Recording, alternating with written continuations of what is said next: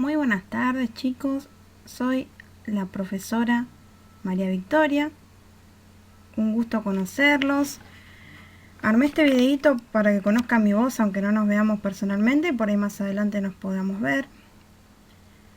Y esta va a ser nuestra primera clase teórica en la que voy a resumir todo lo que vienen trabajando en formato virtual. En primer lugar, vamos a recordar ¿qué es la evolución? ¿A qué llamamos evolución? La evolución es un proceso de cambio. Si no la enmarcamos dentro de un postulado o una teoría, simplemente la palabra sería un cambio. Sin embargo, hay distintas teorías que explican el origen de las especies. Dentro de esas teorías encontramos el creacionismo. El creacionismo proponía que las especies serán creadas por un ser divino, un creador, y venía acompañado del fijismo. El fijismo agrega esta idea de que los seres vivos, las especies, son creadas por un ser divino y que no pueden cambiar. Por eso la palabra fijismo, o sea, esas especies tenían características que no tenían ningún tipo de cambio. También encontramos al catastrofismo. El catastrofismo proponía que una especie se originaba a partir de la extinción de otra por una catástrofe. Ahí se mezcla la religión, proponiendo como ejemplo el diluvio universal propuesto en la Biblia. Otra teoría que encontramos es el transformismo. En el transformismo empiezan a haber algunas pequeñas ideas de evolución. Se propone que las especies cambiaban por una sucesión, entonces yo obtenía de una especie más simple otra más compleja, pero no explicaban el cómo. Sí habían recurrido a esta idea porque empezaron a ver fósiles, encontraron fósiles, y a modo de esquema podemos imaginarnos como una escalerita. De una especie más simple obtengo otra más compleja, otra más compleja. Esa era la idea del transformismo. También está el uniformismo, que se oponía al fijismo. El uniformismo nos hablaba de que los agentes externos, como el agua, el viento, la temperatura, modelaban la Tierra. Por lo tanto, la Tierra no podía estar siempre igual, las especies debían cambiar. Era una corriente que se oponía claramente al fijismo. También encontramos la generación espontánea, que proponía que los seres vivos surgían de materia inerte, de materia sin vida. Y por último, lo que más nos interesa, el evolucionismo. El evolucionismo propone que las especies cambian a lo largo de las generaciones. ¿Cómo podemos fundamentar el evolucionismo? A partir de distintas evidencias. Una de ellas son los fósiles. Los fósiles son restos de seres vivos o improntas, huellas que me permiten reconocer de qué época eran esos organismos, cómo vivían.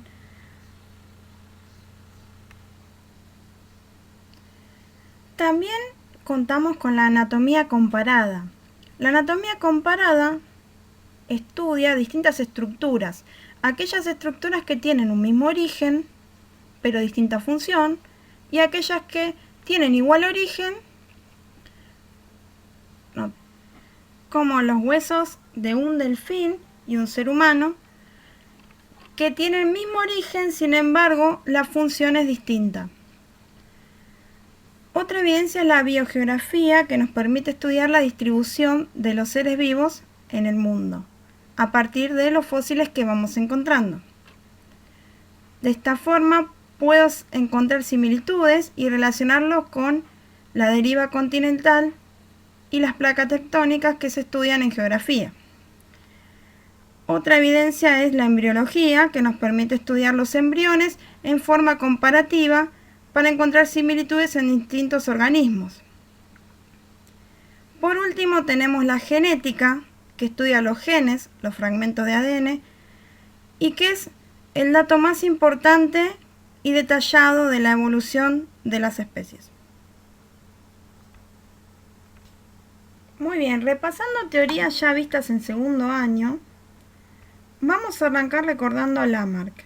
Lamarck, el clásico ejemplo es el de las jirafas, proponía que los organismos cambiaban por presión del ambiente. Frente a la presión que tenían las jirafas de no poder llegar a su alimento, según Lamarck, gradualmente fueron estirando el cuello hasta llegar a la copa de los árboles. Y esta característica era hereditaria para su descendencia. Él hablaba de el impulso vital, que las jirafas tenían un deseo interno por el cual estiraban el cuello. Esa era su explicación. Y hablaba que los órganos que no se usaban se atrofiaban y desaparecían, y aquellos que se usaban se desarrollaban más aún. Otra teoría importante y central es la de Darwin. Es extensa, pero vamos a quedarnos con algunas ideas. Según Darwin, no se producía una presión en el ambiente para que se produzca un cambio, sino que el ambiente seleccionaba naturalmente a aquellos individuos que tenían ventajas. Y estas ventajas, frente a ese cambio ambiental, se veían reflejadas en que las especies perduraban. ¿Cómo surgían estas ventajas? Él no los podía explicar en su momento porque no existía la genética. Lo que sí sabía es que era variable y era al azar.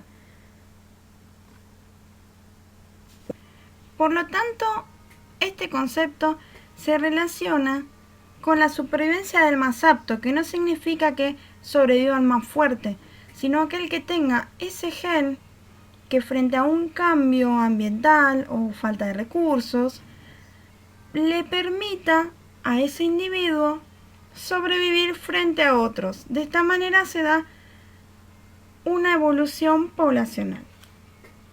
Luego de Darwin aparecieron los neodarwinistas.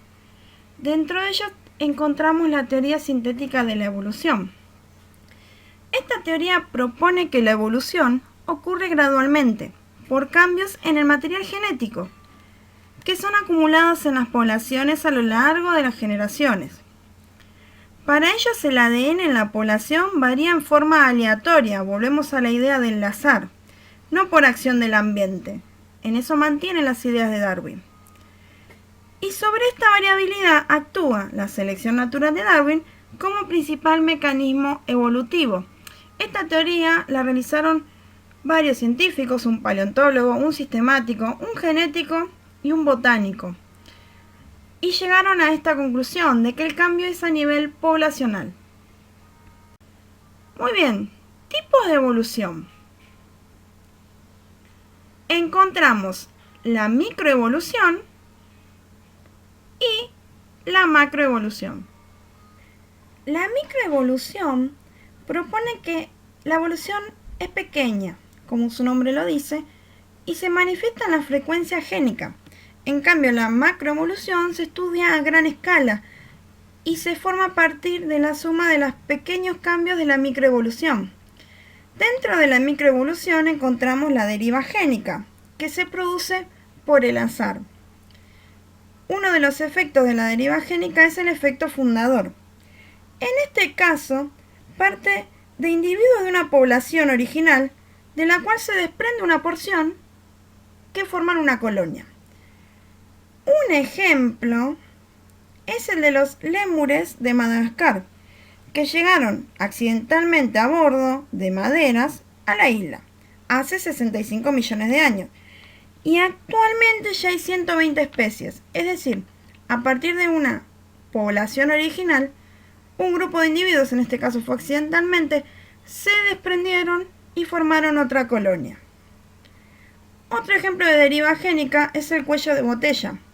En este caso, lo que ocurre es que la gran cantidad de individuos que tenemos, que sería el fondo de la botella, por alguna situación son exterminados, puede ser por una enfermedad, por una depredación, y quedan menos cantidad de individuos.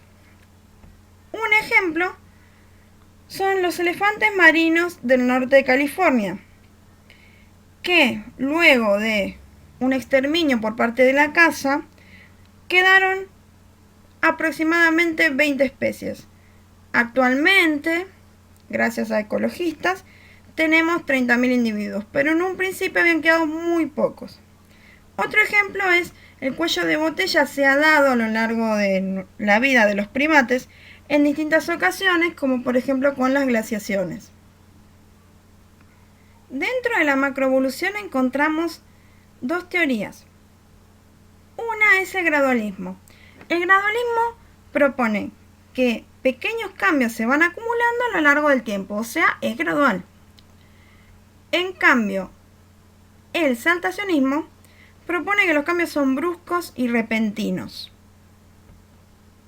Muy bien, volviendo a la colonización del medio aeroterrestre. Ha habido diferentes adaptaciones de la vida para surgir desde un ambiente acuático a un aeroterrestre. El principal problema que existía era la deshidratación. Entonces se fue modificando el aparato respiratorio. En el caso de los organismos acuáticos, tienen branquias. Una de las primeras evoluciones fueron los insectos, que modificaron este sistema branquial por uno traqueal. Y también modificaron la cutícula, que es dura, diferente a la de los organismos acuáticos. Luego encontramos los anfibios. Los anfibios lograron tener una respiración pulmonar, pero en etapa adulta. Cuando son renacuajos o larvas, tienen branquias. Por eso siempre tienen que estar cerca de una fuente de agua. Mismo su reproducción sexual, que es externa, se da en un lugar acuático. Para los reptiles, encontramos que ya poseen huevos, amniotas. ¿Qué son esos amniotas? Son embriones rodeados por membranas. Ellos ya tienen respiración pulmonar totalmente y han desarrollado miembros para poder sostenerse. ¿Qué ocurre, por ejemplo, con los vegetales en estas adaptaciones? Los vegetales, para poder evitar la deshidratación, tienen un complejo sistema de vasos de conducción, el xilema y el floema. Y aparte, para poder mantenerse erguidos, para poder tener movimiento, tienen celulosa en sus células vegetales. Otra evolución son las aves, que adquirieron la capacidad de volar, a partir de tener huesos livianos y plumas. Y por último encontramos los mamíferos, que tienen pelos, regulan la temperatura y tienen glándulas mamarias. De esta forma podemos resumir a grandes rasgos la colonización del medio aeroterrestre. Estos son temas que en primer año, cuando vieron los reinos, lo habrán desarrollado más profundamente. Muy bien, vamos a las actividades. En primer lugar, lo que tienen que hacer es escuchar el video y tomar apuntes. En forma de red, en forma de resumen, en forma de síntesis, de cuadro conceptual, cuadro comparativo, como más les guste. Tomar apuntes de los contenidos que ustedes consideren necesarios que no hayan comprendido durante los trabajos virtuales que venimos haciendo. En segundo lugar, vamos a copiar este pequeño texto que dice la evolución de los primeros primates. Los humanos, juntos con nuestros antecesores más cercanos ya extintos, pertenecemos al grupo homínidos. Entre los primates pueden reconocerse dos grupos principales, los prosimios y los antropoides. ¿Por qué lo vamos a copiar? Porque vamos a arrancar a estudiar la evolución de los homínidos, pero primero tenemos que ver a los primates. En segundo lugar, lo que van a hacer es investigar y armar un cuadro comparativo caracterizando cada uno de estos primates, los prosimios y los antropoides. Y por último, responder a la siguiente pregunta. ¿Somos descendientes del mono? Para poder explicarlo, tienen que tener en cuenta el siguiente cladograma. ¿Se acuerdan que vimos que hay cladogramas que nos muestran la evolución de los distintos organismos de una especie. Eso es todo por ahora. La próxima va a salir mejor el video. Nos vemos. Un saludito. La profe.